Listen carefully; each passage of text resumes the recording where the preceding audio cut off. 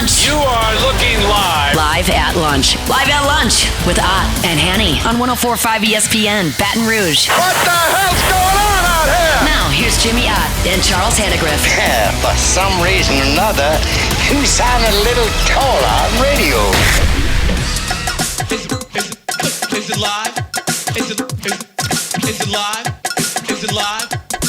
From Modesto, tacos, tequila, whiskey here right next to Walk-Ons just off the LSU campus, Burbank at Nicholson. Welcome to the Wednesday edition of Live at Lunch, 104.5 ESPN Baton Rouge. Charles Hannegriff, Jimmy Ott, Max Gotro will be with us today as well. Jordan Kitchens back in the studio. Randy McKay with us. Scott Rabelais with us. Wes Reynolds with us.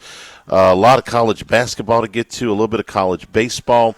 Golf is at the Arnold Palmer this week, an elevated tournament in Orlando at Bay Hill. So we got a lot to cover. Okay, Jerry, it's been gone a couple of days. You guys certainly must have missed me. Yes, absolutely.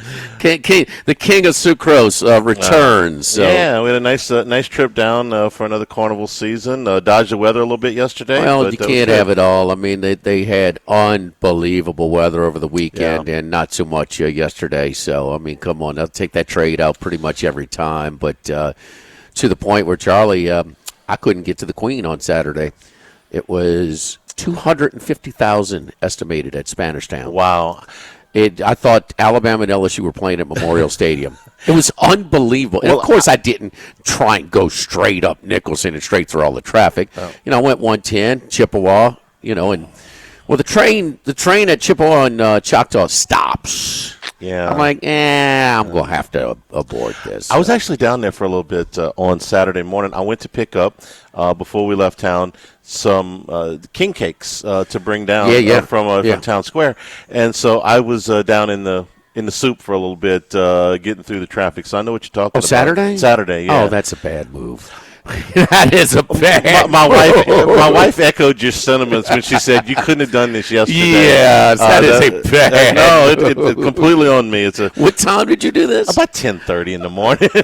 Even that tells you, huh? I mean, yeah. So I was rolling. Good hour and a half before the parade started. Yeah, I was rolling around right around 11, and it was not long. Yeah, you were in the soup. Yeah. We got in and got out, but it was challenging. So I bet.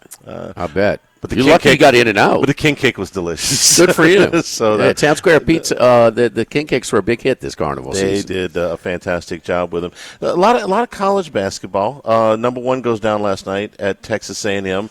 We got a pretty. That's the bright spot. We got a pretty good. The night stops there. Yeah, we got a pretty good read on where the SEC is as far as bids and all that.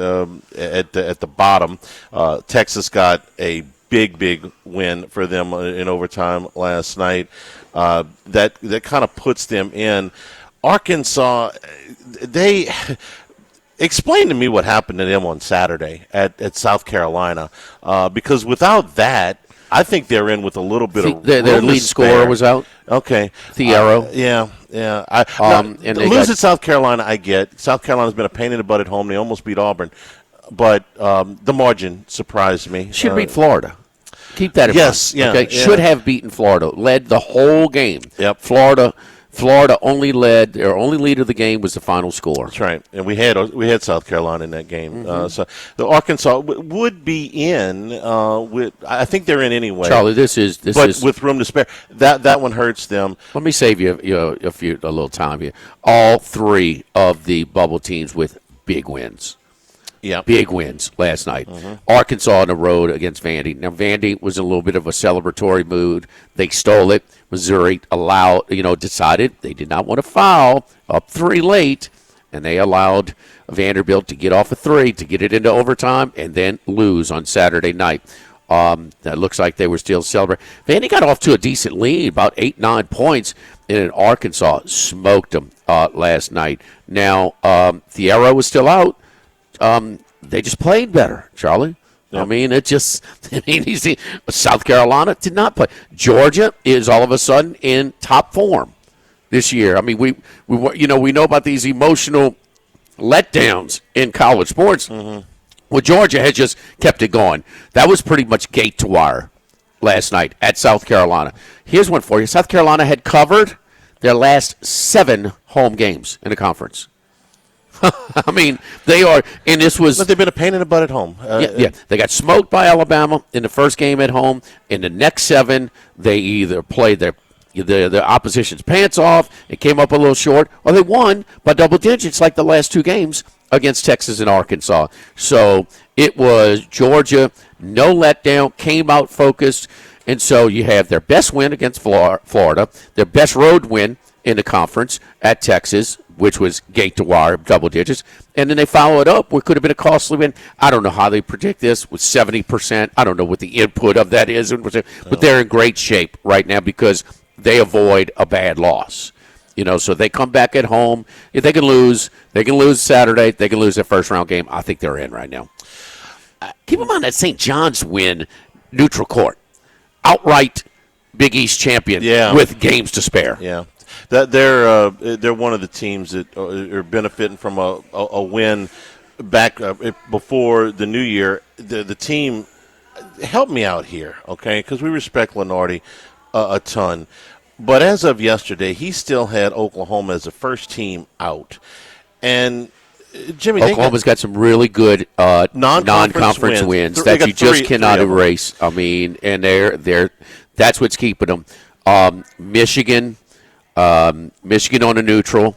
They've got Arizona. Yeah. There's 3 of them at Louisville. Yes. Those are the 3. I mean, look, those are like all protected seeds, man. They are, and those are fantastic wins. But how long we've been talking about this for about the last 2 weeks? Yeah, 6-12. They got to win 2 to go 6-12. Yes, and it's not like they're easy games. They got Missouri tonight, and then they got to go to Texas. I mean, not that very much is easy in the league.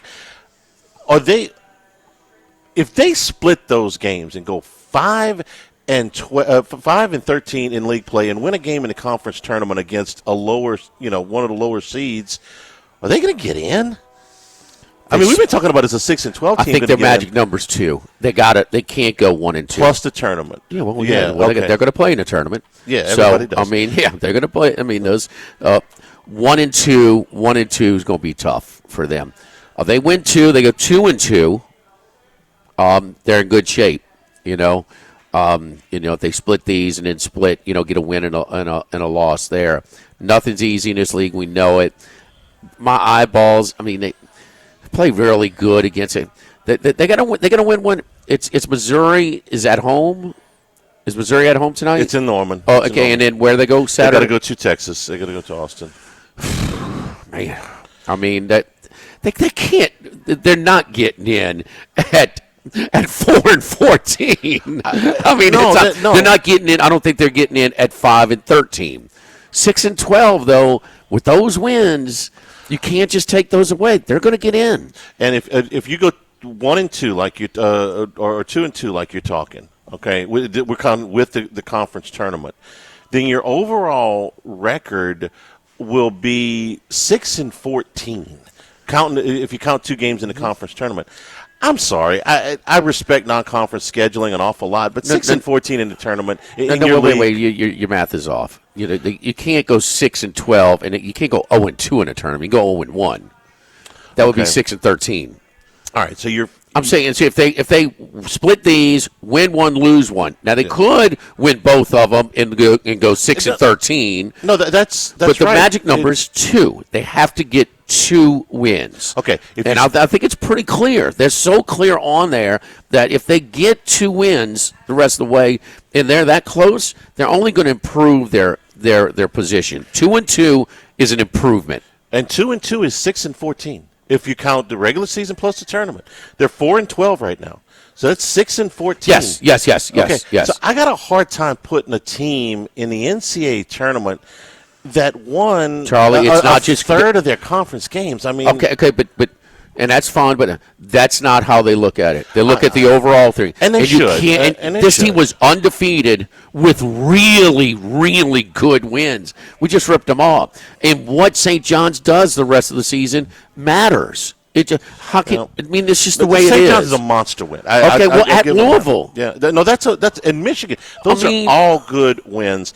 I mean, 6-14 though. right now Arizona's number 10 NET.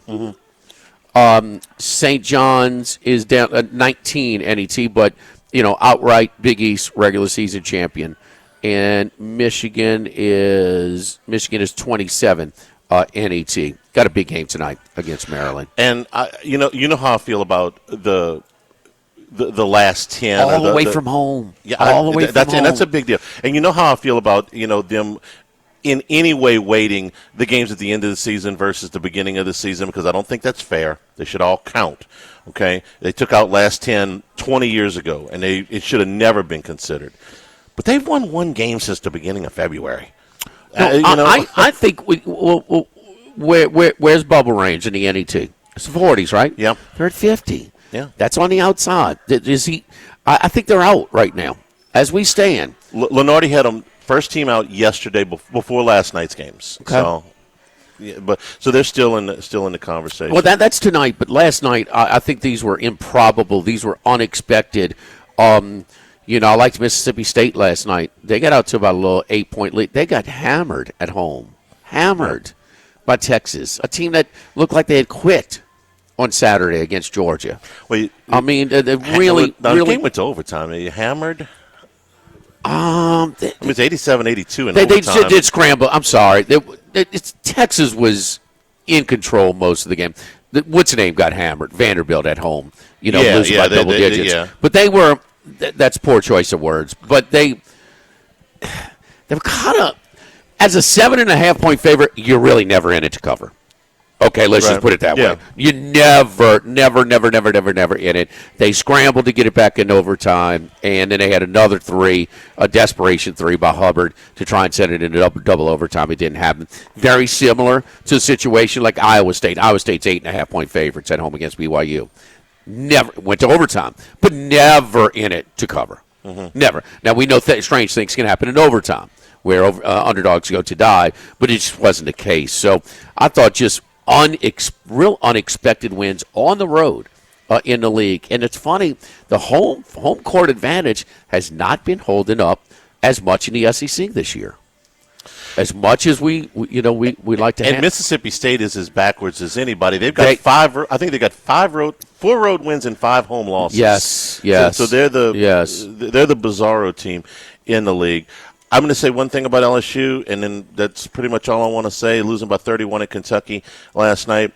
I listened to just a little bit of the show on Monday. You brought up a play in their game this past weekend where the rebound hits the floor and basically nobody moves. I'm only going to talk about one play last night because I don't really want to revisit anything in that game. The end of the first half, Kentucky's got the ball on what looks like a last possession. The shot clock's off. They go down. They get a driving layup with about 4 seconds to go, 3 to 4 seconds to go, okay? And it's this – so LSU still got to inbound the basketball. Actually, they didn't have to, but they did anyway. And it's just this little lazy pass, and Kentucky gets a steal. Kentucky's not even really pressuring them. They've just got guys in the backcourt left over from the possession, and it's just this little lazy pass, and it's intercepted, and Kentucky gets another shot off at the horn. Now, they missed it, but that's beside the point. Those are the kind of plays that I've seen Kim Mulkey jump somebody's behind for a lazy pass when they're up 20 on the road, okay? And that's just one of those things. You go to the locker room and you're like, man, I'm going to forget the score and all that stuff. We're down by 27. We're going to get crushed anyway. I'm going to spend the whole 15 minutes chewing your ass just because you ain't paying attention. That kind of stuff, that's, to me, when you've lost a team and they're just not they're not focused, they're not trying. There's no repercussions for, stuff for the no-talent plays, okay?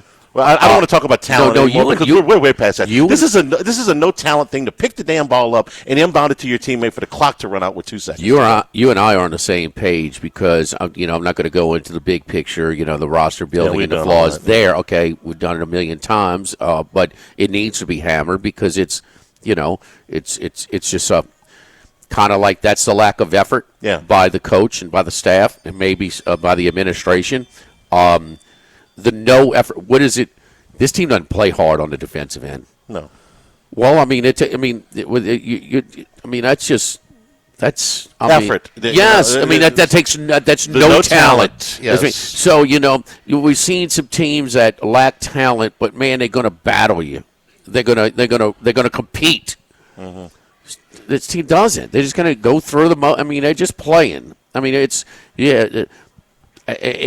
and that is where a team is not responding to their coach. They suck. Their effort sucks on the defensive end. Yeah. And that is piss poor, man. And that's no excuse. And it's why it's a crap hole program right now. You know what it reminds me of? It reminds me of the last season for Johnny Jones. Remember how? The only difference is that we knew very early in that season that Jones was not coming back. Very good. Okay, and they just kind of went through the motions the whole way. And the only redeeming factor was they played such poor defense that their totals went over 16 out of 18 games. So we cashed on them, but it was just absolutely disgusting to watch some of the efforts that they have there. Their average margin of defeat now is right at 14 points in league play.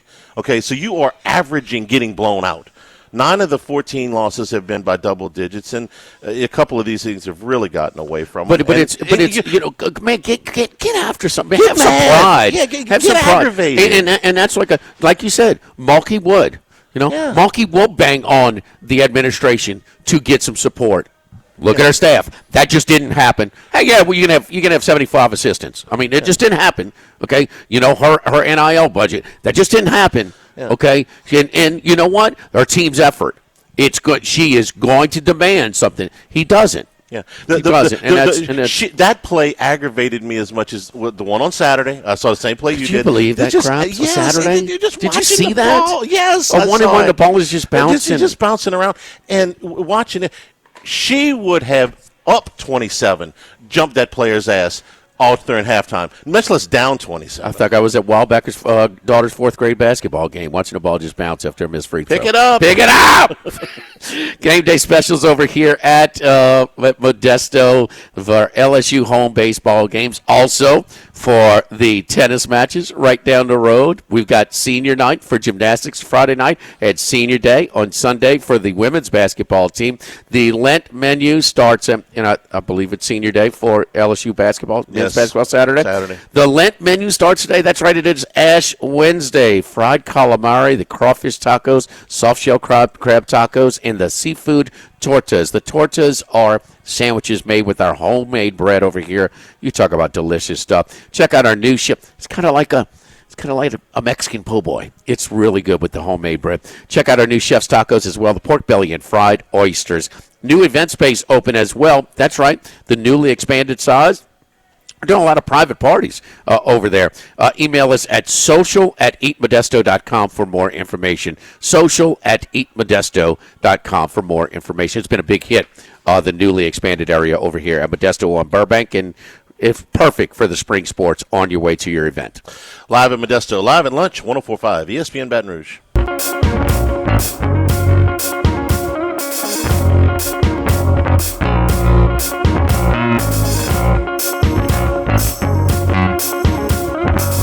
Live at lunch with Ott and Hanny from Modesto on Burbank on 104.5 ESPN Baton Rouge.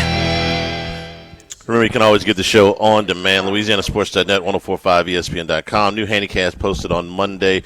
Doug Thompson and Dan Canterbury recapped the weekend. What's Dougie doing? Dougie's doing games, man. Dougie's doing games, although he didn't go to Frisco with them. But he's, number one color guy on the network, so he's seeing a lot of LSU baseball. Dougie's going to be a part of our podcast the rest of the season, so we're excited about that at the Handycast. Last night was not pretty against North Dakota State. An 11-9 LSU win, but Jay Johnson called it a clunker. That's a pretty good adjective, I would say, for it. LSU fell behind in this game 7-1. A really rough start for Connor Ware, who I thought was up in the zone with most of what he threw in the first inning and change. He kind of settled down toward the end of his outing, but I thought everything was up in the zone. Jaden Newt came in and got hit. And really the surprise of the night on the pitching staff was Chandler Dorsey, who came in to pitch 2 scoreless innings. He had not pitched in any of the games yet this season. I was a little disappointed that they had to use Zach Cowan and Kason Evans to get out of this thing. That's their top 2 bullpen arms right now. And for 3, depending on how you count William Schmidt, but the fact they had to use both of those guys to get out of this thing and hold the rope until the offense could catch up wasn't exactly what I wanted. Cade Arambidi had a rough game behind the plate. There were 3 wild pitches. He's really struggling early in his career with blocking balls. That's just something that's going to come with more experience. He did hit a home run in the game. So he's a talented kid. He's just got a ways to go defensively. There was also a pass ball. The drop third strike in the first inning really hurt. And LSU also had on one of those balls that got away an interference on Braswell, who was trying to come in and cover the plate, and ended up with the runner colliding with him, and North Dakota State was awarded the run. The good news is that LSU rallied for 11 runs in this game. They got to North Dakota State's bullpen pretty good, and they ended up getting the win. Right now, this is a real interesting team to me because I think you've got position battles going on. I think you've got bullpen role battles going on, how they get through these midweek games, and this is another 5-game week. There's not going to be a ton of those in the regular season. In fact, I think this may be the last 5-game week. But how they sort those roles out, I think you can say a few things. The best arm that they've got out of that bullpen is Kason Evans, who is 3 saves, but he's the guy. I always ask this question, Max. Hey, if you got a 1-run lead in the first game of the SEC, going to the 9th, who gets the ball? We've decided that Kason Evans gets the ball. If they are in a situation where the starter gets knocked out early, but they still feel like they're in the game, like if they get into a game in the first weekend of Southeastern Conference play, and it's 4-4 going to the 3rd, or 4-4 going to the 4th. In other words, your starting pitchers getting knocked around, but you're still in the game. Who's going in the game? Well, that's Zach Cowan. Okay, I know who that is, unless it's William Schmidt. Okay, it's one of those 2 guys is going to come in the game. Who's going to come into the game when you're behind and you need to see if the offense can catch up? Well, that's guys like Premu and Newt. Bench, who's also a get you out of the inning guy, hasn't always been a little bit shaky of late. And then I think that Maverick Rizzi is going to be a guy for them. The last couple outings have been shaky, but I think he's going to be a guy that they can count on. You still got a battle going on at second base. You still got at least one outfield spot. I thought early on that Stanfield's spot in center might be a little bit in jeopardy, but he's saving them runs out there. He's hitting too, but he's saving them runs out there. So you still got I don't want to call it a platoon situation because you got more than one. You got more than one bat out there, but. There's still a lot of things to work out. The good news is that I got faith in a lot of these guys. Like, if Braswell plays third base, I'm fine with that. He's a vet. I know he's not hitting right now, but he started off last year slow. By the time he got around to the end of the season, he was, up at the top of the order. Stanfield, I know he may not be a star at the plate, but I've seen him play, 55 SEC games and not crush you, hit 280. So I'm okay there. I think Ethan Fry's got a huge amount of potential, and he's one of the right-handed bats out there. I know Larson's not hitting right now, but there's a lot of options, and I've seen Larson hit before. So there's a lot of options out there. The schedule's not telling you a whole bunch. The schedule's been, outside of the Frisco tournament, has been pretty weak. It's weak coming up again this weekend. But then you start the conference play with Missouri, who's probably 16 out of 16 in the SEC. So there's still a couple of weeks to work some of this stuff out. I know this about them, watching the Frisco tournament over the weekend, and they battle you, okay? They go through lapses where the focus isn't there, but they battle and they hang in there, and they'll fight you a little bit. Even when Ianson on Saturday is a good example of that. He was shaky to start. after the first 2 innings, kind of bared down, really refocused, and turned it around. That's not the easiest thing to do. You give up a 5 spot, you're down. Stay in there with me, battle into the middle innings. There's a lot of that with this team that I've seen through 13 games. Definite work in progress. Not flawless by any means, but I like what I've seen. There's a lot of intriguing pieces. They're going to be okay. Yeah, they're going to be okay. So that's where I'm at. Yeah, well, Charlie, we didn't really talk to you about the weekend. Obviously, the bats were great. Milam and the middle infield, I was a little worried about them coming in. They fielded incredibly. Pearson was the most outstanding player of the weekend. But you mentioned somebody who I failed to mention on Monday, but Ianson. I thought you could almost argue he was one of the more valuable players just because he settled in, threw some more sliders, went to that a little bit more in the later innings because they didn't have much of a bullpen. And if they had to take him out, they were going to be in real trouble the rest of the weekend. And instead, he's able to get 6 innings and save that bullpen up, and they had some of that on Sunday. So I thought that was Ianson, although it wasn't a great performance when you look in the box score, his settling in down the stretch. They faced some adversity last weekend. I thought that was a really good thing for them. Yeah, so they're playing North Dakota State again tonight, and then 3-game set at the box this weekend. That's the last non-conference weekend of the regular season. Schmidt getting a little time. Some of EJ's boys around town getting some time with LSU. Again, Brooks Wright is starting for center field for Cajuns. He was on that Catholic High team last year, and U High. So Camden Sundstrom gets a start at Duty Noble today. You get plus 46. Yes, Okay. yes, plus 46. Plow it in. On the Golden Eagles. SOU, THERN, Southern Mississippi, USM. Max, you see the last pitch that Schmidt threw this weekend to end the game? I missed that one. Oh, it was Nasty. filthy. Oh, it was filthy. I actually think I saw it. It was a sharp breaking ball on the inside corner. It was filthy. Don't forget our friends at Legacy Title. Chad Reynolds, Legacy Title for all of your real estate closings. 296-0060. Ashley Donald, Mariana Haynes, Adrian Galata, Michael Platt, our great team at Legacy Title. Buying, building, or financing, nobody chooses but you. Choose Chad Reynolds, Legacy Title, 296-0060. Live at Modesto, live at lunch, 104.5 ESPN Baton Rouge. Sammy's Grill on Highland Road since 1988. A hometown favorite for tailgating and watching LSU games in a casual atmosphere with the friendliest service.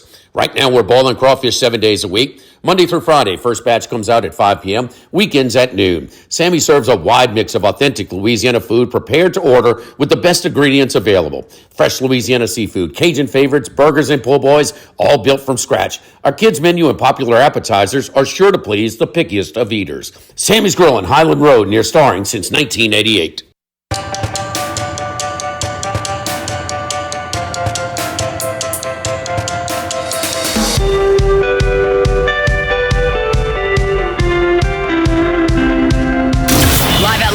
With Ott and Hanny from Modesto on Burbank on 104.5 ESPN Baton Rouge. All right, let's talk to professional sports bettor Randy McKay. Randy, how you doing today, buddy?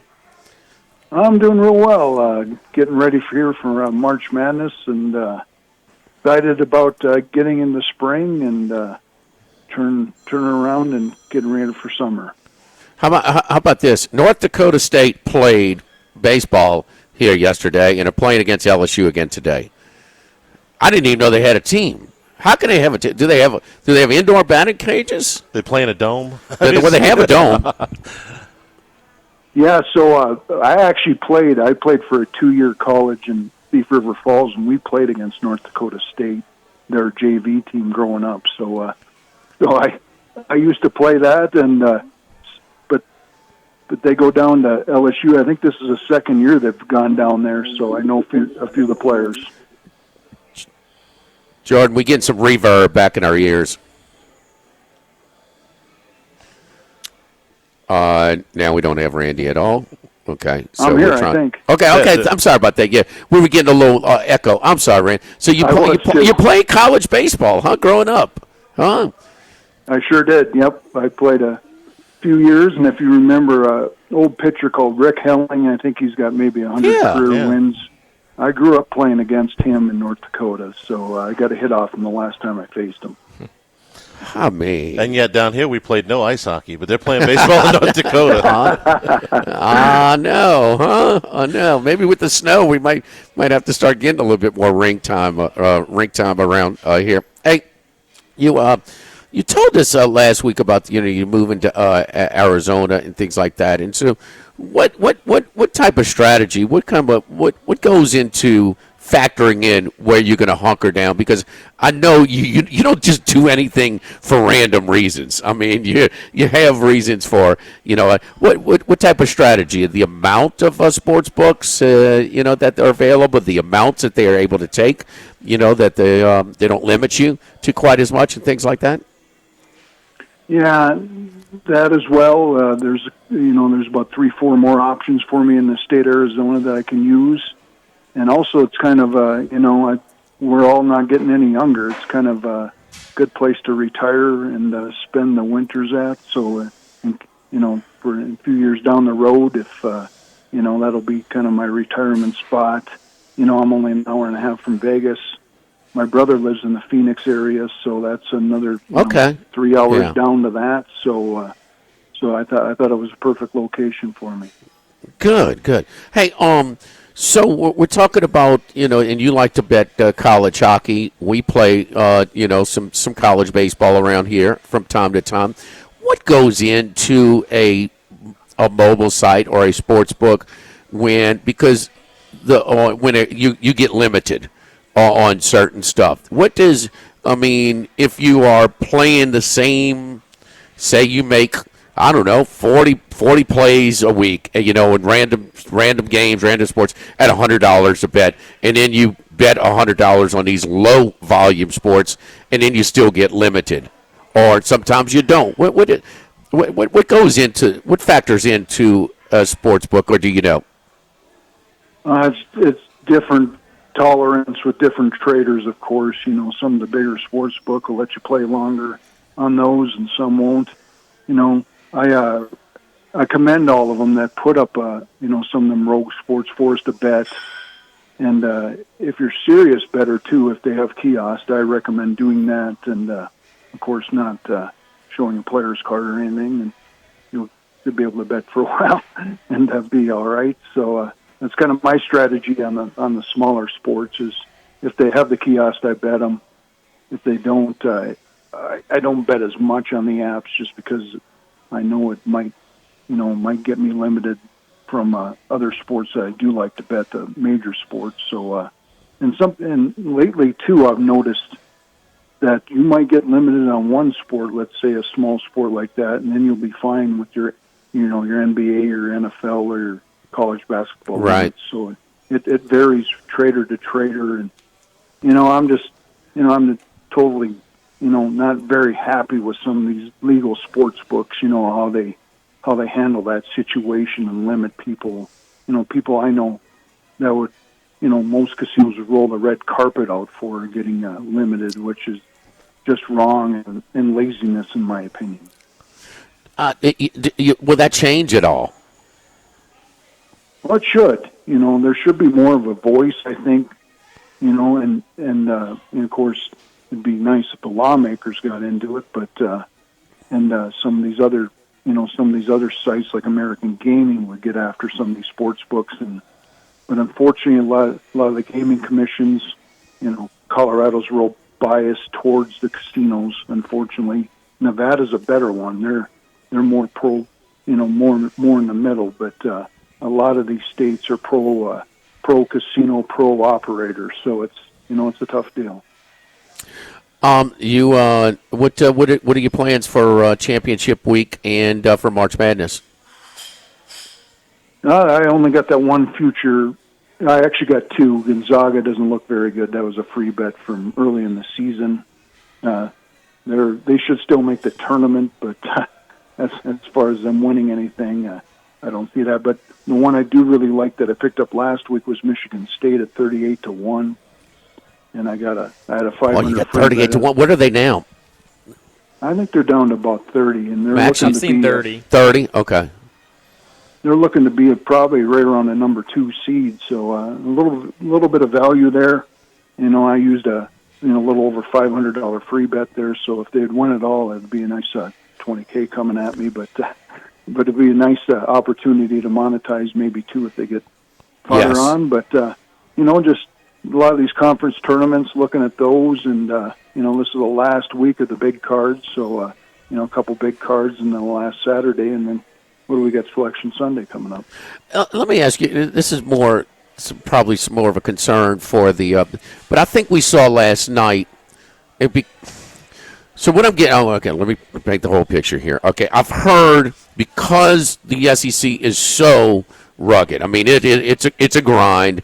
I know sometimes we talk about it, and some people there's no way to prove it. But I think we have proof of the grind last night at College Station. You saw Auburn, who brings it, and listen, every coach tells you there's no way you can have 100% intensity every night. They just won the outright championship. We saw the video when Tennessee hit the buzzer beater against Alabama. They're celebrating on the plane. We ain't sharing with anybody. We know they have Alabama Saturday for Senior Day, okay, on campus. I mean, so this was a spot where, for a lot of reasons, but to just the effort, and it was just, watching Broom play last night, he just wasn't playing hard. I mean, this just wasn't a real strong effort on their part by any stretch, and that's why we bet A&M last night. But is it more battle-tested coming for a lot of these SEC teams that they're going to have such an advantage because they've had such a tougher competition, or is it going to be a little bit of fatigue and be worn down a little bit? Do you subscribe to either of those theories going into the March Madness? Yeah, there probably is some situations where, like you guys said for last night, I always like to, in the tournament, sometimes bet against some of these teams that, that weren't supposed to get into the tournament, that played that long conference tournament and then made their way into it. They usually seem like a fade in the first or second round for sure, especially if they pull the upset or do something. But that's an opportunity there. But as far as Auburn, they're probably just, maybe they were resting a little bit too last night. I know they had a couple injury concerns, so maybe getting a little bit more healthy and getting ready for hopefully Bruce Pearl doesn't have an early exit again. I know he's had some trouble with that. It seemed like Bruce Pearl put a little bit more emphasis on the regular season. I mean, they had a big celebration when Tennessee helped them out on Saturday. Charlie, I think it's. No, I think we won. We won the league. No, but it was without sharing, and no, I think it was just they're well aware. I think they showed the cameras in Rupp with Bruce Pearl pregame talking about winning a championship. So it was part of his message, but they know how good the league is. Right. These guys aren't, they're not in a bubble. They know, and they should be a big source of pride. And to win it with a week to spare, right? That's what I'm saying. They were in a celebratory mood. They got bigger goals. I get it, but boy, even Bruce Pearl was like, "Man, thank you, Tennessee, where I used to coach and all that stuff. We won this league."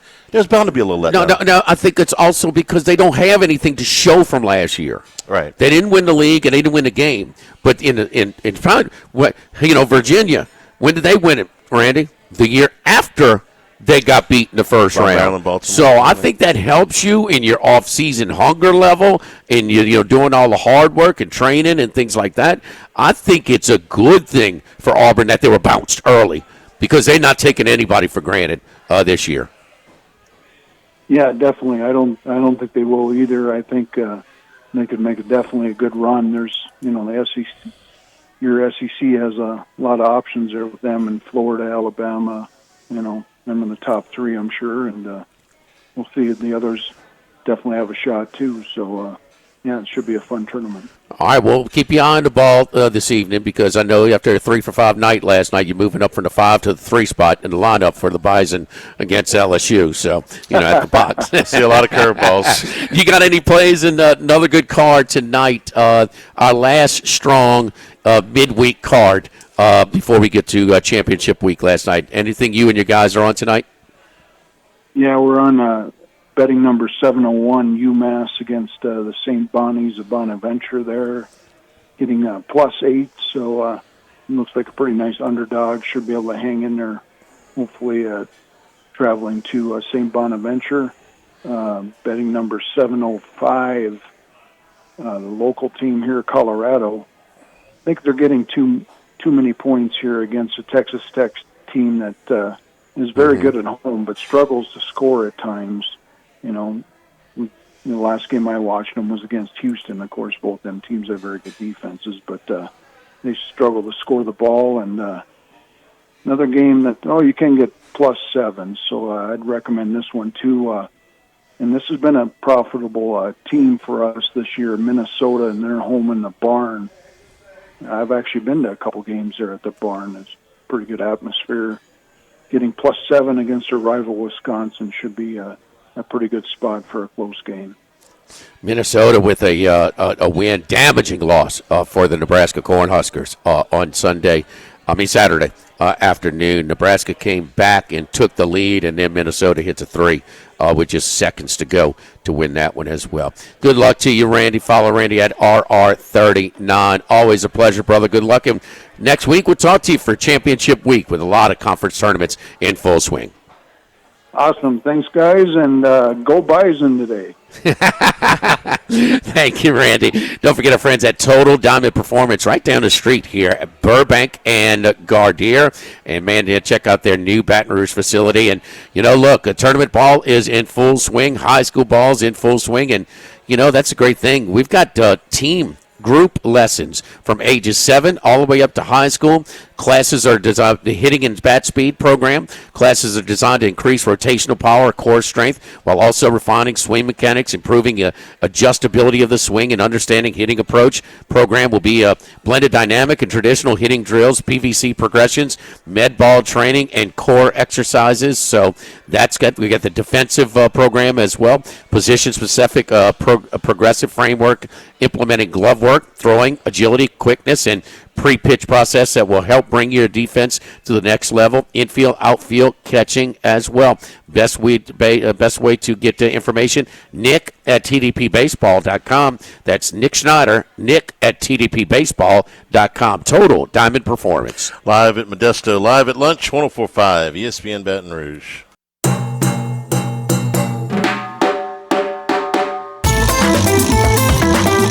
Live at lunch with Ott and Hanny from Modesto on Burbank on 104.5 ESPN Baton Rouge. A little note on that game between Colorado and Texas Tech.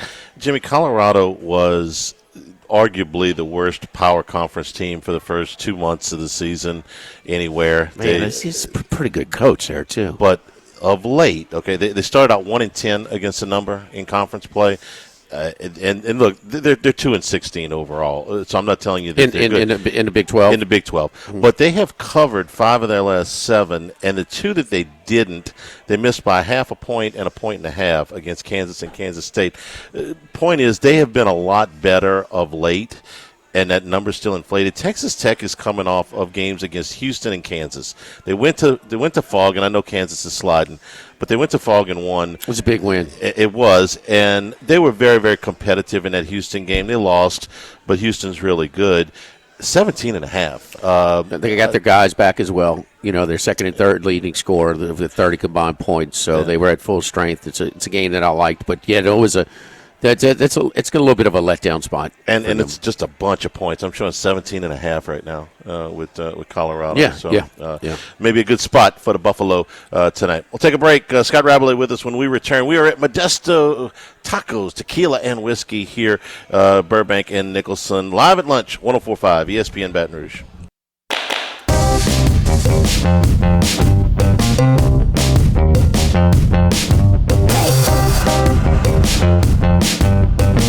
Live at lunch with Ott and Hanny from Modesto on Burbank on 104.5 ESPN Baton Rouge. And we return here at Modesto. We got some Lenten specials here today, Jimmy. It's the first day of Lent, Ash Wednesday. We got some specials here at Modesto. That's right. We love to sacrifice and eat fresh seafood during the Lenten period. But, yes, Ash Wednesday today and all the Fridays during the Lenten season. We definitely have our Lenten menu. Fried calamari, crawfish tacos, soft-shell crab tacos, and the seafood tortas.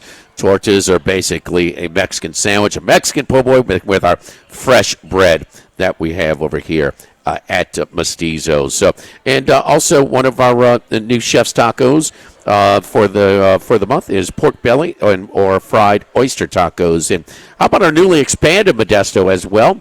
We've as you enter directly to your left, new dining space, and that space is a little bit quieter, maybe less away from the bar area, but also it's been utilized a lot for different private events. So our new event space is open. So with our newly expanded room that we have over here at Modesto on Burbank, for more information, social@eatmodesto.com. Social@eatmodesto.com. Let's bring in Scott Rabelais from the Advocate. Rab, how you doing? I'm well. Happy Ash Wednesday to everyone. Yes, we are. We have made it through another Mardi Gras season and some inclement weather yesterday, but we're doing pretty good. So Sunday, I'm in the middle of festivities and crawfish balls and things like that, and I'm watching the LSU women's game, and they're up double digits, and it's getting into the third quarter. They're fine. They'll end up winning this thing by 8-10, and it's senior day, and that's all fine and good. No big deal. Not going to impact a whole bunch one way or the other. And then from the time I kind of said that in my head, I think until the end of the game, I don't think Ole Miss missed another shot. It was crazy the way they were going. So that coupled with the Alabama loss on Thursday night doesn't really affect LSU seeding all that much. And Kim Mulkey said as much. I love it when coaches are at a point in their career where they can say whatever they want and be candid, and they don't really care if there's any heat associated with it. She said she's pretty good at her job security. Yes. Yeah. We're shutting Flau'jae Johnson down until the NCAAs. Didn't play her against Alabama. Didn't play her against Ole Miss. Not playing her in the SEC tournament. And Mulkey said, this was the part that got me. She goes, we're a 3 seed. She said very matter-of-factly. A lot of coaches will think, we're a 3 seed. Flau'jae, we're shutting her down so she can rest. It's a shin injury, which I know nothing about other than they hurt like hell, to get her ready for the NCAAs, Scott. So they're going to Greenville this week, but whatever happens, happens. Mulkey's pretty comfortable about where this team is. Yeah, and in the big scheme of things, losing to Alabama and Ole Miss to this point hasn't been that big a deal. I mean, they weren't going to catch Texas and South Carolina didn't falter. They weren't going to catch them for the SEC regular season title. They shared the title 3 games ahead of LSU. LSU was the 3 seed once they got that 12th win. It can affect them for their NCAA tournament seed. If they go one and done in Greenville, and probably going to play Alabama again on Friday night, I think they might have a little something for Alabama after losing to them in a very physical, emotional game on Thursday. But nonetheless, if LSU loses 3 in a row, I think that's going to cost them the 2 seed, which everyone's projecting them as right now in the NCAA tournament. And does that mean a huge thing? Not necessarily. They were a 3 seed when they won it 2 years ago. They've been a 3 seed all 3 previous years under Mulkey. But you'd like to be a 2 and maybe get a little weaker team to have to play in the Sweet 16. So, in the grand scheme, the most important thing, of course, is getting Flau'jae Johnson healthy. And the committee might ask LSU, too, hey, what is her projected status? And she's going to have 3 weeks to rest. The earliest LSU could play in the first round of the NCAA tournament is March 21st.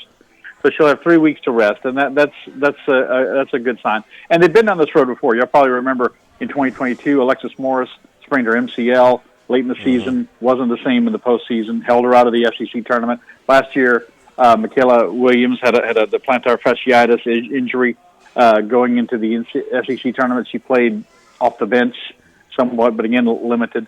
And so they've been in this position before, and Mulkey knows how to deal with it. But it's a slightly fragile situation for LSU to be in at this point going into postseason. I know I'm in a minority, but I hate when the committee asks those questions. Basketball, women's basketball, baseball should not be in their wheelhouse, because then they're projecting how teams are going to do without certain players. And the NFL doesn't change the seeding because your quarterback got hurt. week You know, 15. we go all the way back to Kmart, you know, with Cincinnati 25 years ago. It's like, I don't want to hear what you think they're going to do. Ohio State won the national championship with a third-string quarterback. So LSU's response to any questions about Flau'jae should be, she's fine. Seed us according to what we have done and not what you think we might do. Charlie, the difference between the 2 and 3 is not as big as the difference between a 1 and 2 or a 3 and 4. And that's what Mulkey said. And that's what Scott's saying as well. And but, you know, Flau'jae, she was 2 for 12 in the Alabama game. She was hurt. Yes. Okay? Yes. I mean, this is not a tough decision. You know, I mean, this is. And I think I said they didn't play her against Alabama. After they played her against Alabama, they decided they were going to shut her down. That's right. And look, this is a three-pronged attack. I mean, did they lead the conference in their first team all-conference players? Yeah, they had 3. Nobody else had 2. Yeah, and so, but they depend on those 3 more than anybody else. So I mean, they got to get her right, and you know, rest. I think you saw how ineffective she was playing her. Why are you going to have this thing lingering? Yeah. You're going to play her. She's not going to be effective, and you're going to hurt. You know, you're going to decrease the chances of her being 100% for the tournament. I agree. So Scott, without her, what is the expectation in this SEC tournament? Are they still a favorite to make it to Saturday without her on the floor?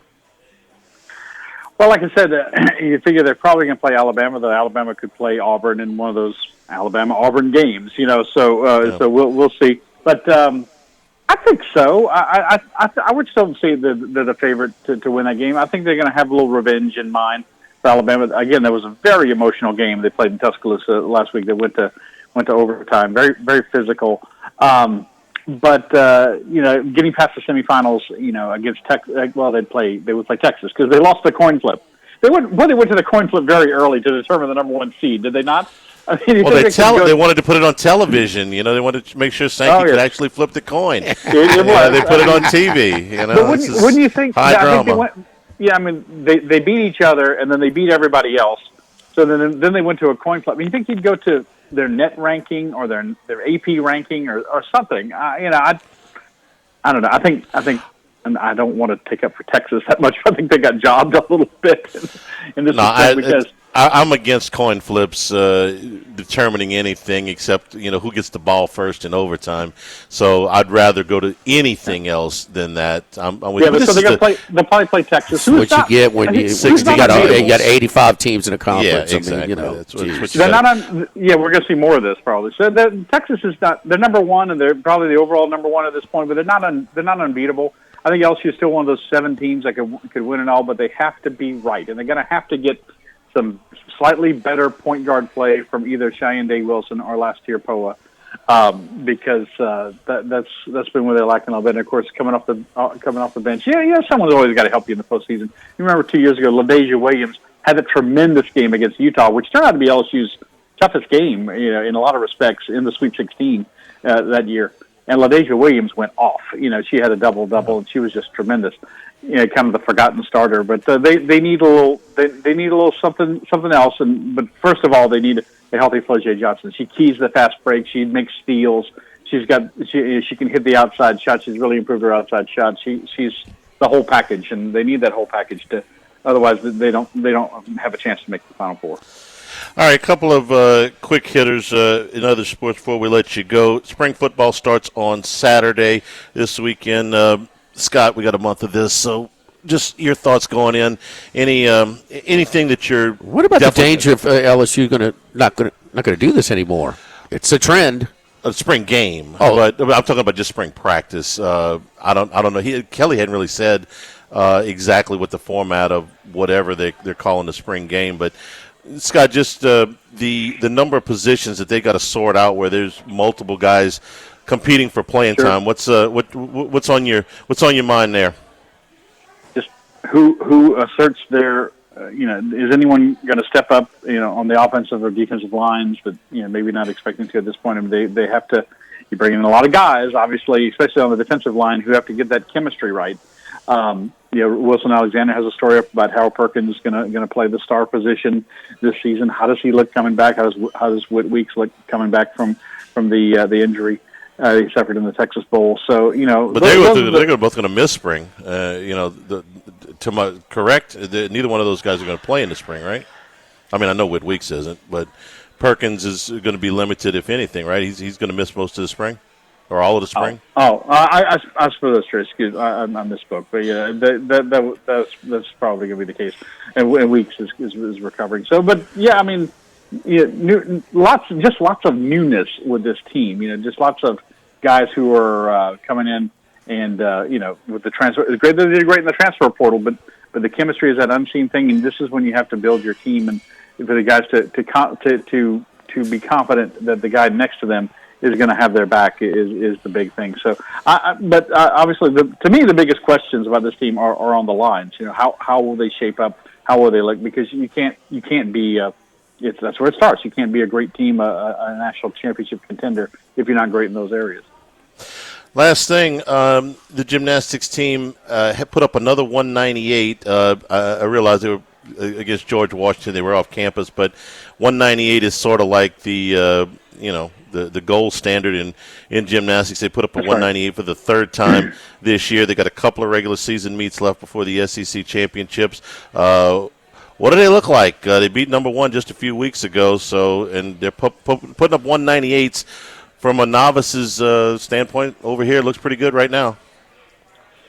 They were the podium challenge at the River Center, which counted as a road meet, so that counts as a road score. It doesn't count at the NQS. They had to throw out there because it's their best score of the season. They got to throw that out. So, but maybe it'll count if they get another good score down the road. They're the only team in the country with three 198s. I believe that's correct. Yes, that is correct. So that's impressive. Haley Bryant rounding back into form. She won the all-around. Still got to get Aaliyah Finnegan on track. Yeah, they held her out of four. She'd gone out of bounds on her floor routine 4 straight meets. So they just kind of held her out. But she's the reigning NCAA 4 champion, so she can do it. She can be really good. So, and then, of course, Kaylin Chio, the freshman, has won SEC Freshman of the Week 7 times. Has just been tremendous. She's very mature, very rock solid. Jay Clark said he told the team after they won this meet last year that he felt for the first time they were a championship contender, and he had a similar feeling after this meet. Last home meet Friday against Georgia. They go to Auburn trying to win at least a share of the SEC regular season title. Then they go to Birmingham for the SEC championships on March 22nd, and then it's NCAAs.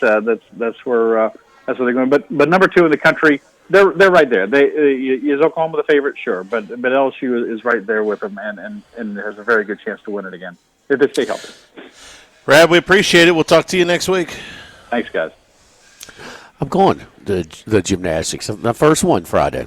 You're going to gymnastics? You went to tennis last week? Mm-hmm. I found something to do during basketball season. You expand United Community Bank. Expanding your horizons. Locations from Baton Rouge to Golden Meadow. We've been serving the people of South Louisiana for over 50 years. Running a business can be difficult enough without the right relationship with your bank. With United Community Bank's local business bankers, you're not just a number, you're a partner. Our great team over at United Community Bank, Prentice Wilkes, Heath Meir, Nicole Glover, Hunter Creed, David Campbell, David Henry, United Community Bank. Stop on by. See how we can help your business today. Member FDIC, Equal Housing Lender. Live at Modesto, live at lunch, 104.5 ESPN Baton Rouge.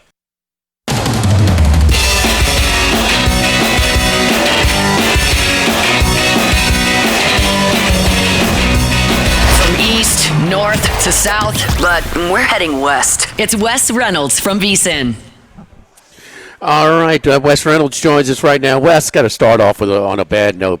Man, Indiana was a tough beat last night. Had plus 6.5, plus 7, 2 different times, and also had a money line parlay closing out with Oregon. So I thought that thing was going to fall over them. Man, what happened, man? Down the stretch, they've been playing so much better. Even in the losses, Wes, since the Woodson, they announced he was going to be moving on or he's released, whatever you wanted to say, but.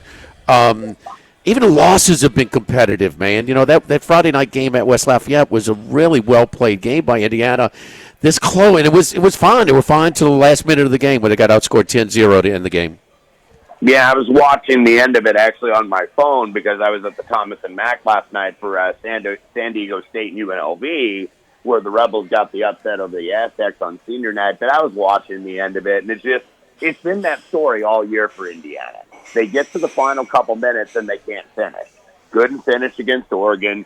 couldn't finish at home against Michigan where they came back and tied the game, couldn't get over the hump at the end, couldn't do it against Maryland. So this should be, Indiana should be safely in the NCAA tournament if they could just finish a couple games. And now, they're a bubble team. They're one of the last four buys or last four in, don't want to become first four out, got to beat the Buckeyes over the weekend. And I think that they're probably going to be relatively safe because some of these teams are going to play their way into the tournament, guys, and some of these teams are going to play their way out. Maybe you got like the Wake Forest of the world playing their way out. Texas kind of hanging on. They had to have a big win after a terrible loss on Saturday at home. So that's been the story for Indiana all year. I think the effort is there, and I think they've made good tactical moves, maybe playing a little bit more zone, not playing two big guys together all the time. And it's like it took Mike Woodson to kind of get half fired or pretty much all the way fired for him to finally realize that. But Indiana has played better basketball down the stretch. One thing is clear, that Woodson is just coaching now, and he doesn't have to massage these guys' egos. Right. Doesn't have to worry about if they're transferring out. Their clarity, this is a different team since that announcement. That could have given him a little cushion getting in a win at Oregon. With all the good wins that Oregon has this year. Yeah, that giving them a little bit cushion. All right, the Arnold Palmer Invitational. Scotty Scheffler is back in his elevated event. He's 3-1 at DraftKings. Rory McIlroy second choice plus 750. And after his breakthrough at Torrey Pines, Oberg is fourth at 16-1, along with X-Man. He's back. Schauffele, great feel at the Arnold Palmer Invitational.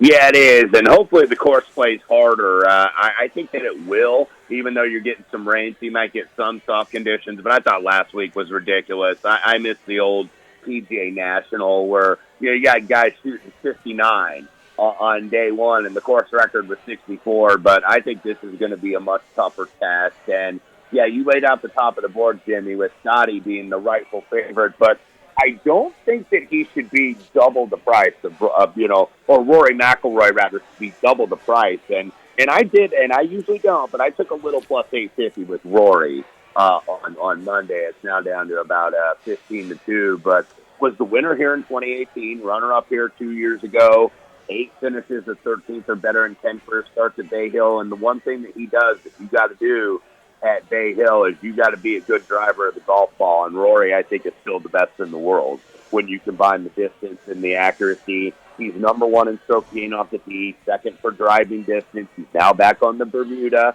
which he prefers to the POA that he won on at Pebble Beach earlier this year. No worse than fourth and sixth of his last 8 starts worldwide. So I think he's in a little bit better form than Scotty, and so I did take a little Rory at plus 850, and then to continue the European theme, I took our guy Tommy Fleetwood at 30-1. Still looking for that first PGA Tour win, but 4 top sixes in his last 7 worldwide starts. The leader on the PGA Tour for strokes gained approach. So his iron play has been the best of anybody on the PGA Tour here through the first 2 months. So Tommy Fleetwood at 30-1, and then I got him at 50. It's probably in the 40s now, but I went with the guy that beat him, actually, at the Open at Royal Report Rush a few years ago, where they went 1-2. Shane Lowry, who was widely back last week, of course, at the Cognizant Classic, where he finished 4th, 2nd, 5th. Over the last 3 years, had to rally to finish 11th this weekend, but got off to a bad start. Really good on approach, especially in Saturday's 3rd round where he led the field. He was 3rd here last year, much tougher test. And that's the one where I think Shane Lowry wins. Shane Lowry doesn't win when you got to shoot 20 plus under par to win. He's not going to win like birdie sets, but he wins grinders on really tough, classical, difficult courses. And this is certainly that at Bay Hill and Arnold Palmer's tournament. Victor Hovland, 60-1, has had his struggles to start the year. He's missed 2 of 4 cuts, but was runner-up here in 2022, was 10th here in 2023. By the way, last year, if you looked at the odds for this 2024 Arnold Palmer Invitational, he was 3rd shortest price on the board. Now he's 60-1. So I think he's going to find it this week. I'm going mainly with my gut. I don't have a lot of statistical backup or evidence for this, but around the green, they put that thicker grass around the green a couple years ago instead of the short grass, where he has real trouble chipping the ball. And he could chip the ball a little bit better if he misses these greens. And you're going to miss these greens, even though they're kind of big. It's just a difficult course. And then I did have to, I think, play Daniel Berger once again. Everybody in the world, including me, played him last weekend, and he let us down, just stalled over the weekend, was in the mix, was absolutely in the hunt, and even going into early Sunday, but then stalled, made a couple mistakes trying to catch the leaders, and ended up 25th. But with fourth and scrambling, I said I was going to bet Daniel Berger in every Florida event, so we're 1 for 1. We bet him at the Cognizant. I'm going to use him here this week when everybody's kind of skirting away from him against an elite field. And I'll probably have him on the players card next week and then the Valspar the week after that. Max, one of a couple that you agree with on Wes Fleetwood. Briefly, what you seeing there? Serial loser. I'm not exactly excited to be playing him, but he has never won on the U.S. Tour. But what I do give him credit for, and maybe Wes, you can attest to this, but it looks like the forecast, especially on Thursday and Sunday, showing a lot of wind, and Fleetwood's a very good wind player. Also, when the scoring is a little bit closer to par, when that the birdies are harder to come by, I tend to like him in more of a U.S. Open type of style where he's trying to avoid bogeys. He's typically pretty good at that. Wes, are you seeing it? Does the forecast affect your plays this week? Because it looks like there's going to be a little bit of a wind factor in some of the tournament this week. Yeah, a little bit, Max. I think that's a good observation where I think the winning score, and keep in mind I'm usually horrible at predicting winning scores, but if we're in the 8 to 12 under range, I think you're right. Tommy Fleetwood's also not a guy that wins when you got to be 20 plus, 25 under par to win the thing, but he's very good when you got to grind out pars and just avoid those bogeys. In terms of the weather, raining today, so it might be a little bit soft early on Thursday. But then I think it's gonna firm up and dry out a little bit before we get rain on Sunday. Now we could possibly get a Monday finish, by the way, for this thing because you are supposed to get rain in the forecast. But the wind, Tommy Fleetwood, very good wind. Shane Lowry, another player that's very good in the wind. So yeah, I think you have to keep in mind the weather certainly this week in Orlando. Max, another one that you guys are on the same page. Victor Hovland. Yeah, Hovland. I kind of like what Wes said. I'm just going to echo what he said. Just you're playing the pedigree. You're playing a guy who you just think shouldn't be at this high of odds. And also the thick rough, like he mentioned, around the greens helps him out a lot. When it's tight, fairway cut grass around the greens, he kind of gets exposed, his short game. It's a little bit less exposed. It levels the playing field on a short game when you just have thick rough that you got to chop it out, just get it on the green and get it rolling. So I like Hovland this week as well. Just 60-1, makes 55-1 wherever he is now. Makes a lot of sense. Wes, what did you think of his performance at Torrey Pines earlier? Yeah, but I mean, he showed some flashes, but then he just couldn't keep it. It was the same thing at Pebble Beach. Got off to a good start and then just couldn't keep it rolling. And, my concern, and I could sense it in Max's voice is there too, is that, he keeps switching swing coaches. And he keeps tinkering and screwing around with the swing. And I think he's getting inside his own head. And that's kind of who he is. He's very process-oriented. He's always wanting to change things. And it's like, sometimes you just got to go with what you got because what you got is good enough. What you got is good enough to be a top 10 player in the world. And, to just quit messing around and quit overthinking things. And, that could derail a career. I hope it doesn't for this guy. The last pretty good, solid card for college basketball midweek before we get to championship week next week. But, Wes, have you looked at the card? Anything you're on or you're eyeing down for tonight's card? Yeah, a couple that I played last night, even though it was a losing night for me in full disclosure. I did have Texas A&M last night against Auburn, and they went out right. And they had lost 4 in a row. It was a good buy low spot. 8 seniors for the Aggies down there in College Station, so they were going to be motivated. And then plus you're playing number one essentially in the country. I played another SEC home dog tonight. I played Ole Miss at 3.5. I think there might still be some 3 out there, but this is buying a little bit low. They had to survive against Oklahoma on Saturday, but there's no shame in that. Oklahoma's fighting for their life to get in the NCAA tournament. They're one of those bubble teams, and now you get Tennessee off that big win, Meshack with the buzzer beater to knock off Alabama on Saturday, where they looked like they were kind of swimming upstream for most of that game. So I'm going to go with Chris Beard as the home dog here against Tennessee. I know Tennessee's so good defensively, best in the country, that they're hard to go against. But I'm going to go ahead and do that tonight. And then I'm going to play, I think, a little bit of Cal at 14.5 against Louisville. That's just on the price. Louisville hasn't really been getting away from a lot of these teams. Close shave on the cover against Pittsburgh on Saturday. Florida State covered against them at home. So Louisville, credit to Pat Kelsey, what a job he's done, because this team's 23-6. And I think they've overachieved. They're not a bad team, but I think that they've absolutely overachieved. So I thought that number looked a little bit high. I'm on the other side of a little bit of a fade, which is thinking that the Louisville Pitt game was so bizarre on Saturday. I thought Pitt, who's kind of going through a little funk and probably played themselves out of the tournament right now, they're still within range, but they have some work to do and had a shot. They brought their A game to the Yum Center at Louisville on Saturday, and in a 5-minute stretch from like 6.5 minutes to 1.5 minutes to go in the first half, Chucky Hepburn on 6 straight possessions took Louisville's shot. He took all threes. He hit all 6. He never attempted a 3 until that point. He never attempted another 3 after. He finished 6 for 6 for 3 in a 5-minute span for 18 points. And Pitt loses by 11, the hook. I'm on Pitt tonight to go against NC State. It's a non-traditional power in NC State as well. The crowd's not going to be super into it. And Pitt, they should have had a better result on Saturday. That's what I'm trying to say. But Wes, you ever see that? Huh? You know who Chucky Hepburn is. I know. Where'd he come from? Yeah.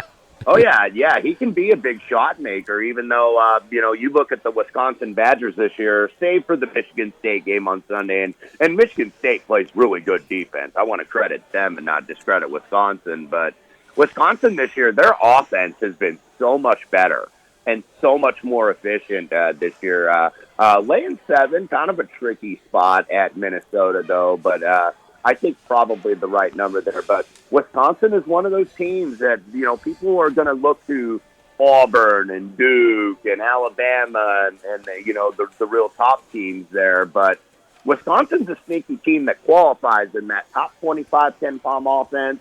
Combine that offense with the defense, and it's less than 50. Wisconsin's absolutely a team, in my opinion, that can get to a Final Four. Rick Pitino's, if he was the athletic director, you guys would be hiring Chris Beard. Would you be happy with that?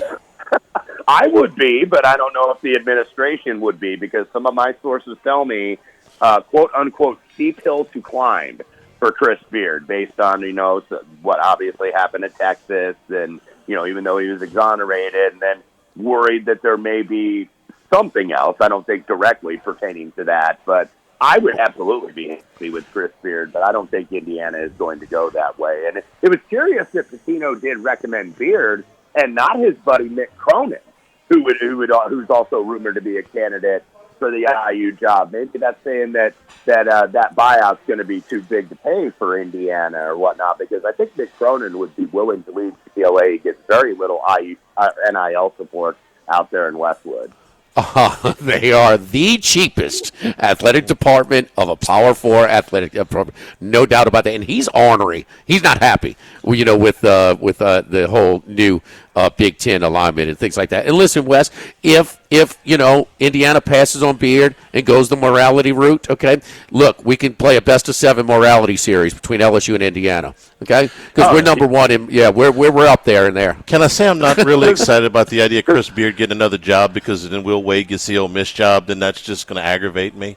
Well, get ready. I'm just saying. Will Wade has been mentioned a little bit for Indiana, too, and I not top tier, but Will certainly is a good coach. That's not in question, but yeah, he's been mentioned, but they're afraid of, you weren't exactly truthful with the NCAA, and we've already had somebody that did that, even though he's doing very well at his job. Yes. Thank you, Wes. Back on Twitter, back on X, at Wes Reynolds 1. Thank you, Wes. Good luck to you this weekend. Thanks, fellas. Appreciate it. All right, don't forget our friends over at Workbox. Workbox Services can handle all of your movable storage needs, commercial and residential, shipping containers in all various sizes, can customize for any type of use, dual purpose, part office, part storage. You can do lunchrooms, offices, hunting blinds, climate control, shelving, lighting, using different materials, whatever you want, whatever you desire. Give my buddy Martin Patio and Workbox a call at 343-4886, 343-4886, and WorkboxLLC.com. Live at Modesto, live at lunch, 104.5 ESPN Baton Rouge. Live at lunch. Thibodaux store, 900 St. Patrick Highway in Thibodaux. Those spring projects are getting ready to launch into full swing. Let the experts there help you out on some of these projects so you don't have to hire a contract. You can save some money.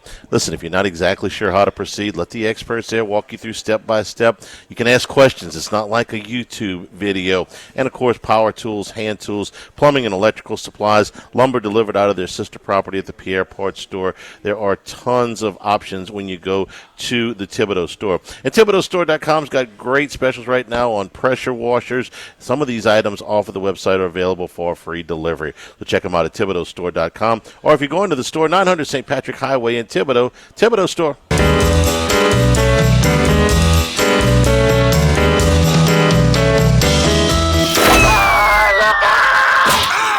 Our Wednesday consensus golf picks are brought to you by Dana Brown at the law offices of O.C. Brown. All right, here are the consensus picks, and then we'll get you explanations in just a second. Again, brought to you by Dana Brown at the law offices of O.C. Brown, 343-1111, and OCBrown.com. We have 3 common picks this week, 3 in our consensus. We start with Tommy Fleetwood, the serial loser. Max calls him. The best available is at 33-1. It's available at FanDuel. Shane Lowry, sir, the conditions always visualize him at a British Open. You know, well, of course, the Irish, him and Rory coming back to defend, huh? Down Zurich. Yeah, they committed. Sing a little journey at the tent post for a tournament. 50-1 is available on Shane Lowry that's best price is at FanDuel as well. And then Victor Hovland, who I was not as impressed as you were, Max, in that Torrey Pines showing. At our friends at the Beau Rivage, MGM is 55-1. So those are your best numbers available on Tommy Fleetwood, Shane Lowry, and Victor Hovland. Max, you start off with JT, though, as well. Yeah, I'm not really excited about this either. He hasn't won in a while, but I'm just going to go off of form right now. He's got 5 of the last 7 of his finishes were inside the top 10. He is a good ball striker. That is what he's known for. He's a great wind player as well. That's one of the things that we mentioned earlier.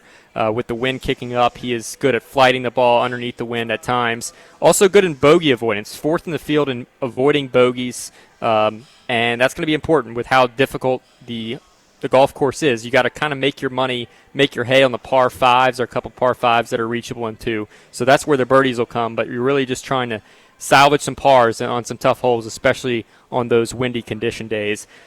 So I started off with JT at 25. We mentioned Tommy Fleetwood, 33, another guy, great wind player, great at avoiding bogeys. When the scoring is tough, he excels, even though he has yet to win on the PGA Tour. Victor Hovland, one of my other players, 55-1. Yeah, maybe he didn't play great at Torrey Pines, but he has finished runner-up here in the past. In 2022, he finished 1 off the lead of Scotty Scheffler. So just going to trust him as well with those with the rough around the greens. And then another guy who's also good when the conditions are tough. Always think of him at majors, not necessarily at Birdie Fest. Will Zalatoris, 65-1. Hasn't played great, but we're starting to see his driver round into form a little bit. He's hitting the ball a little further, a little bit straighter than when he first came back. Last year was a bit of a mess for him, but he's playing a little bit better, and he always gives himself looks with his irons, so that's a part of it. And he also has a lower ball flight, which helps in the win. Michael Kim right now, 85-1. Didn't think I'd be playing him. This is typically an event with great winners, and so Michael Kim would be a bit of an outlier in that stretch, but top 15 finishes in his last 4 starts, hitting the ball really well, so just going to play form with Michael Kim. Has played well here in the past. He's only got 2 appearances at the Arnold Palmer Invitational, but finished tied for 17th back in 2017. And then a couple of bombs. Max Grazerman, who is a really good Bermuda putter. He's back on a surface that's very homey for him. Also good on par 5 scoring, which you're going to have to make your hay on the par 5s. But 5th in the field in Bermuda putting. And like I said, he's been playing on the West Coast where the Bermuda has been No, not available. It's been Poana and other grass surfaces. And then Harris English, 170-1, who won very recently. I mean, he won at Torrey Pines, the first event at Torrey Pines, and all of a sudden we're getting him at 170-1. It seems a little egregious here for a guy who's also finished runner-up here in the past. 2023, just 2 years ago, finished one off the lead of Kurt Kitayama. So Harris English at 170-1, Max Grayson 110-1, a couple of bombs to throw in as well. All right, other picks that you mentioned again: Fleetwood, Lowry, and Hovland. Fleetwood, Lowry, and Hovland. Consensus picks this week brought to you by Dana Brown at the law offices of O.C. Brown. Ludwig Aberg is a popular pick. You can get him at 16-1 down the street at the Queen. DraftKings, that's the best available to him. 6. Patrick Cantlay was another one that was mentioned. Russell Henley, who just may have a run this past week down in Florida. And then a little bit of ladder, top 20, 10, 5, outright, is Thigala. Thigala is at like 81. Heath Thigala, 80-1 down the street at the Queen. So it's got to be Berger. Did you see, Max, the end game last week? They were giving Berger a lot. Was he just that popular of a pick? Yes. They were giving him a lot of respect, man. I mean, I'm like, well, he should be like third or fourth choice right here or something. No, he's like co-favorite. I mean, he was that popular. Huh? There was some real liability on him. I could tell you there's a Twitter account that follows a lot of the golf handicappers and sort of says who are the popular guys. There were 40 contributors that he had looked at, this golf tips checker, that had Daniel Berger, which he said was like the most he'd ever seen in a tournament. So, yes, Daniel Berger was very touted. I think that's why you saw that in the number. You know, speaking of the Queen, I was there last night watching a great card for college basketball yesterday. They started early at 5 o'clock.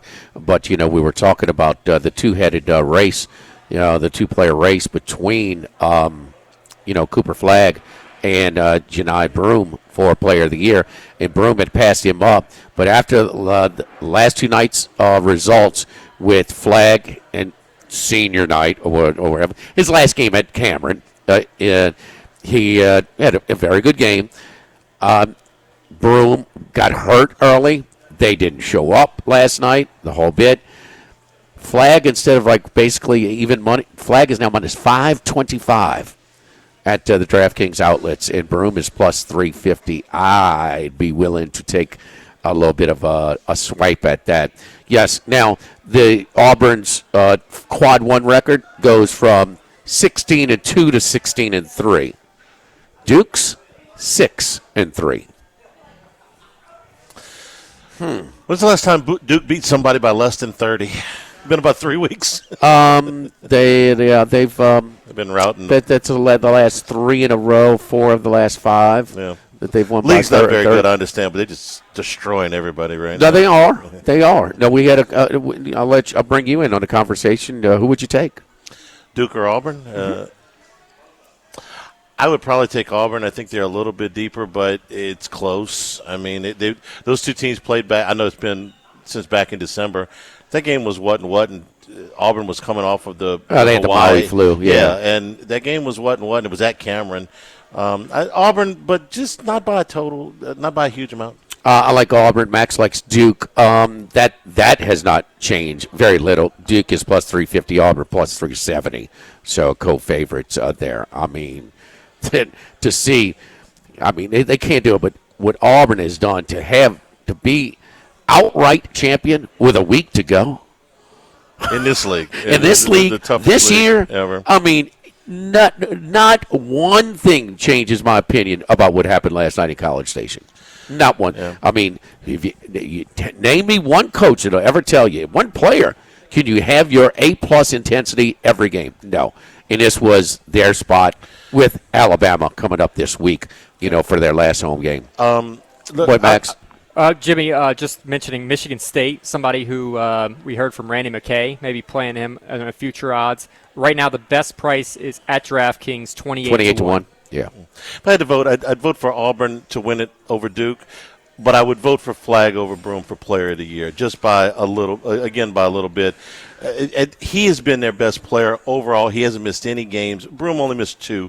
It felt like he missed more than that. There have been times when Auburn has been able to get away without Broom being the best player on the floor, and they've won anyway. I don't know that Duke can do that.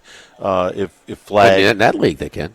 Yeah, right. I'm in the tournament. So if I had to vote, you say, who would you vote for to win the tournament? I'd vote for Auburn. Who would I vote for? I'd vote for Flagg. Here's where you have to handicap the voters. Okay, you have to handicap the vote. No, is Flagg a better player? Yes, he is. Yes. Okay, he's a better player. But when you accomplish this level of stuff what Auburn has done this year, don't you kind of get the individual? Who's going to win Coach of the Year? Bruce Pearl. He should. Yeah. He should, okay? But is that the best coaching job in the country? I don't know. We can look at other jobs. I go to Missouri. You go to Missouri. You go to Louisville. Yeah. You go to and I'm not Vanderbilt. I wasn't handicapping the thing right now. Who would I vote for? I would vote for. No. But that's not what we're betting on. Right. That's a totally different. That's what I was telling you. Joker's having a better season he had in the MVP. He's not winning it this year. Lamar Jackson had a better year than his previous MVPs. He didn't win it. And so I think that they're going to give the senior the more team accomplishment, and no doubt the tougher. I think there's some real value. I still think it's a flip of the coin. I think Flagg is better. He's a better player. And to your point, absolutely. Duke needs Flagg more than Auburn needs Broom. Yeah. No doubt about that. We're brought to you by Total Maintenance. AC and heating, generators, electricity, plumbing. Total Maintenance, your one-stop shop for all of these things. South Louisiana's oldest and largest AC and heating company since 1980. Their slogan's been service today, every day, so nobody goes to sleep uncomfortable.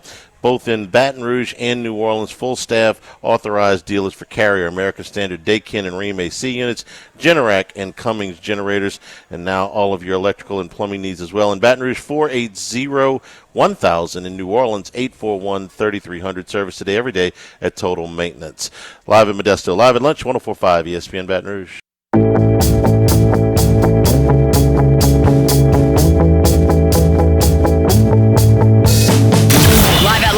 With Ott and Hanny from Modesto on Burbank on 104.5 ESPN Baton Rouge.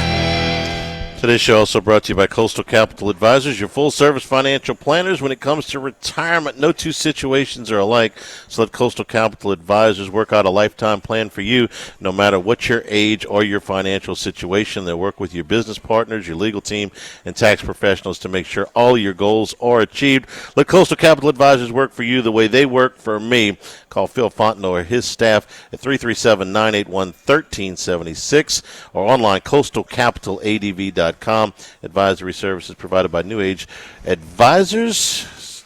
Securities offered through New Age Securities. Member FINRA SIPC. Seahawks have released Tyler Lockett. The Jacksonville Jaguars have released Christian Kirk.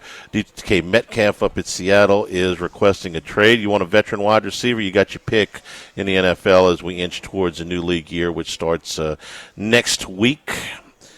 Lots of choices there. Yesterday, we saw the Jets. The Jets make them. You trade a third-round pick for a receiver in Devontae Adams. Charlie, what did you think about since we left the two ex quarterbacks with T. Higgins, the franchise tag, and also Jaden Daniels getting a piece, a fifth-round pick, salary cap hit, but they have salary cap situation for Deebo Samuel. I love the move for Washington. I think if Deebo Samuel gets healthy again, he's a big, big piece. In Cincinnati, Joe has spoken.